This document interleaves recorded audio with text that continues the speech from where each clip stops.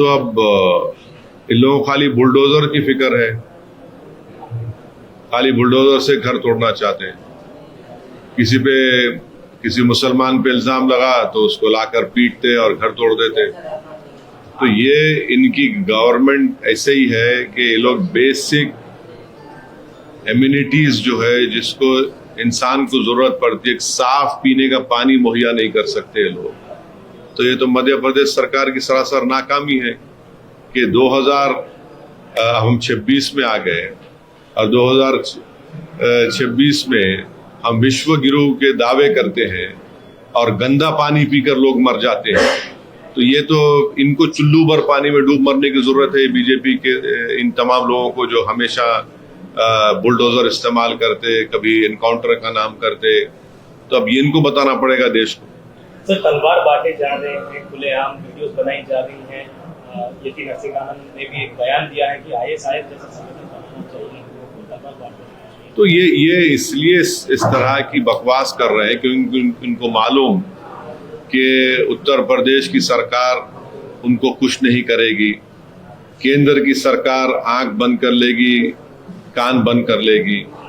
अगर वही बकवास अगर कोई और आदमी करता या जिसका ताल्लुक उस धर्म से नहीं है जो इस शख्स का है, तो उस पर तो अब तक तो UAPA हो जाता। और आप लोग के चैनल वाले कितना दिखाया तलवार बांटने को? आप सवाल तो मेरे से कर रहे हैं, आपके कितने चैनलों ने दिखाया तलवार बांटने को? आपने कितना दिखाया उस शख्स के बकवास को? तो आप लोगों का भी एक जिम्मेदारी है ना। अगर कोई दूसरा कुछ बोल दे तो आप लोग तो 6 बजे, 7 बजे, 8 बजे, 9 बजे आप लोग बैठकर फतवे जारी करते। मगर ये जो बकवास बोली जा रही है उसमें कुछ नहीं हो रहा, तलवार बांट रही है और बाद में आप उनको पकड़ते हैं। भाई तलवार अगर बांट रहे हैं तो फिर ये तो कानून को अपने हाथ में सामने ले रहे हैं। बरेली में एक लड़की अपना बर्थडे मनाती है, तो बर्थडे मनाती तो ये कौन है लोग जो घुस के अंदर मारते हैं, लव जिहाद का नाम ले रहे? नौजवान बच्चे हैं, बैठे हैं, बात कर रहे हैं, पुलिस ने इनको अरेस्ट किया। अरे अरेस्ट करते हैं, इसको अरेस्ट बोलते हैं आप? अरे उनको अरेस्ट किया, बिल्कुल उनको अरेस्ट करे, उल्टा अरेस्ट करे उन लोगों को जो वहां पे इनवाइटेड थे। तो ये इनका दोहरा रवैया है बीजेपी सरकारों का कि ये खुली छूट दे चुके हैं विजिलेंटीज को कि आप जो चाहे करो हिंदुत्व के नाम पर।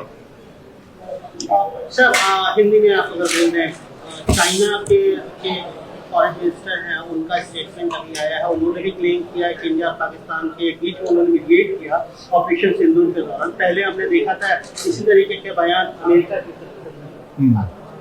तो ये जो दावा किया गया है चाइना के फॉरेन मिनिस्टर की तरफ से, बड़ा ही एक ताज्जुब खेज दावा ये कर रहे हैं कि वो चाइना ने हिंदुस्तान, भारत और पाकिस्तान के दरमियान में जंग को रुकाया और हम नरेंद्र मोदी सरकार से इस बात का मुतालबा करते हैं कि वो इनके इस दावे की मजम्मत करे और पूरे देश को बता दें कि कोई थर्ड पार्टी इंटरवेंशन भारत को इसमें एक्सेप्टेबल नहीं है, भारत ना इसको कबूल करेगा।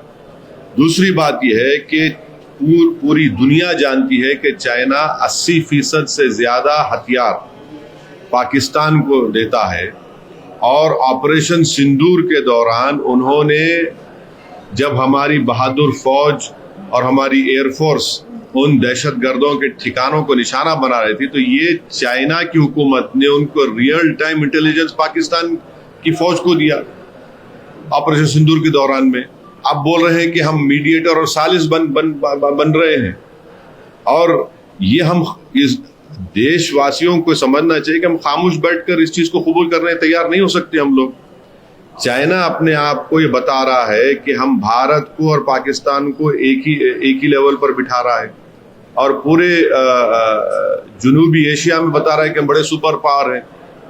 तो अपने आप को इस तरह से पेश कर रहा है। तो हम मुतालबा करते हैं कि नरेंद्र मोदी की सरकार और नरेंद्र मोदी खुद जब चाइना गए थे तो क्या ये वो इस बात पे एग्रीमेंट उनका हुआ था, क्या उस बात पर राजी हुए थे कि चाइना इस तरह की बात करेगा कि उसने सालिस बना ऑपरेशन सिंदूर के दौरान में? और ये तो दूसरा इस तरह का एक बात रखी गई है, क्लेम किया गया है। पहले अमेरिका के सदर ट्रंप ने कहा कि मैंने पाकिस्तान और भारत के दरमियान में जंग को रुकाया और उनको डराया मैंने ट्रेड सैंक्शंस को देकर। तो ये अब चाइना उसी तरह की जबान इस्तेमाल कर रहा है कि हमने उस जंग को रुकाया। तो हम फिर से कह रहे हैं कि चाइना से अगर ताल्लुकात अच्छे हो रहे हैं तो इस बिना पर ताल्लुकात अच्छे नहीं हो सकते कि हम अपनी मुल्क की सालिमियत और सॉवरेनिटी को भूल जाएं। तो ये अब नरेंद्र मोदी की सरकार को इसका खुले तौर पर ऑफिशियली इसका कंडेम करना और इसका रिबर्ट करना चाहिए। बांग्लादेश में जो हिंसा हो रही है सर, वहाँ पर माइनॉरिटी कम्युनिटी को टारगेट किया जा रहा है, कुछ मौतें भी हुई हैं, इसको लेकर आप क्या कहना चाहेंगे? नहीं, मैं तो पहले बोल चुका हूँ ना, 2 दिन पहले बोला इस बार। सर एक लास्ट क्वेश्चन, दिल्ली में एयर क्वालिटी को लेकर हिंसा काफी बढ़ रहा है, आप भी वहाँ पर ज्यादातर रहते हैं दिल्ली में, तो उसको लेकर क्या कहना चाहिए? बोलिए। अब तो वहाँ जहाँ पर सेंटर्स हैं जहाँ पे एयर क्वालिटी टेस्ट करते हैं वहां पे पानी मार रहे हैं लोग, इसकी फिक्र ही नहीं है उन लोगों को। भाई आप क्यों आप मिनिमम तो ये कर सकते ना कि जितने अतराफ में टोल गेट्स को फ्री कर दीजिए ना। आप वर्क फॉर जो छोटे बच्चे स्कूल्स में हैं, अब तो सर छुट्टियां हैं न्यू ईयर क्रिसमस के, आप स्कूल से उनको पढ़ाइए छोटे बच्चों को। आप गवर्नमेंट के कई एम्प्लॉयज को वर्क फ्रॉम होम कर सकते हैं। ये चीजें आप कर सकते हैं, आप नहीं करना चाह रहे। जितने टोल गेट से फ्री क्यों नहीं करते आप जनवरी एंड तक उसको? आप जो बच्चे प्राइमरी स्कूल के उनको घर से पढ़वाइए। ये करना ही नहीं चाहते, फिक्र ही नहीं है।